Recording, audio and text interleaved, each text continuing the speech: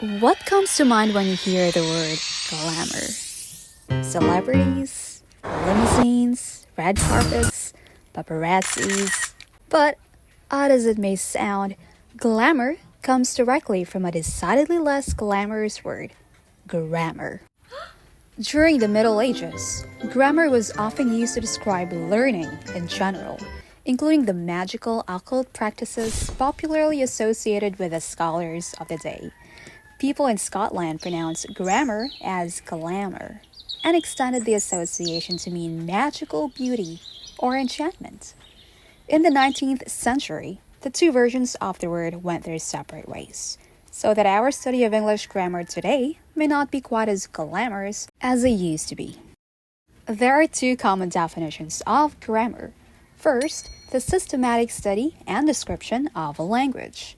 Second, a set of rules and examples dealing with the syntax and word structures of a language, usually intended as an aid to the learning of that language.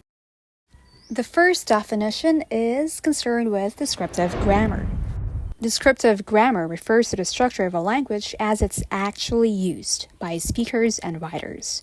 Specialists in descriptive grammar, called linguists, study the rules or patterns that underlie our use of words, phrases, clauses, and sentences. The second definition is concerned with prescriptive grammar. Prescriptive grammar refers to the structure of a language as certain people think it should be used. Prescriptive grammarians, such as most editors and teachers, lay out rules about what they believe to be the correct or incorrect use of language. Prescriptive grammarians prefer giving practical advice about using language, straightforward rules to help us avoid making errors. Long ago, a new middle class emerged who wanted their children to speak the dialect of the upper classes. This desire led to the publication of many prescriptive grammars. In 1762, this guy wrote this book, where he prescribed many new rules for English.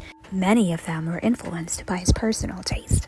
Before the publication of his grammar, practically everyone, upper class, middle class, and lower class, said, "I don't have none," or "you was wrong about that."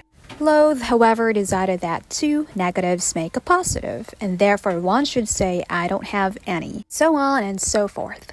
Many of these prescriptive rules were based on Latin grammar and made little sense for English. Because Lowth was influential and because the rising new class wanted to speak properly, many of these new rules were legislated into English grammar, at least for the prestige dialect, that variety of the language spoken by people in positions of power. The view that dialects that regularly use double negatives are inferior cannot be justified if one looks at the standard dialects of other languages in the world. Romance languages, for example, use double negatives. Je ne veux parler avec personne. I not want to speak with no one. Non voglio parlare con nessuno. Not I want to speak with no one. Grammars and usages of particular groups in society may be dominant for social and political reasons, but from a linguistic or scientific perspective, they are neither superior nor inferior to the grammars and usages of less prestigious members of society. To illustrate these different approaches, let's consider the word interface. The descriptive grammarian would note, among other things, that the word is made up of a common prefix and a root word, and that it is currently used as both a noun and a verb. The prescriptive grammarian, however, would be more interested in deciding whether or not it is correct to use interface as a verb. Here's how the prescriptive usage panel at the American Heritage Dictionary passes judgment on interface. The usage panel has been unable to muster much enthusiasm for the verb. 37% of panelists accept it when it designates the interaction between people in the sentence. The managing editor must interface with a variety of freelance editors and proofreaders. The percentage drops to 22 when the interaction is between a corporation and the public or between various communities in a city. Many panelists complain that interface is pretentious and jargony. Descriptive grammarians generally advise us not to be overly concerned with matters of correctness. Language, they say, isn't good or bad. It simply is. As the history of the glamorous word grammar demonstrates, the English language is a living system of communication, a continually evolving affair.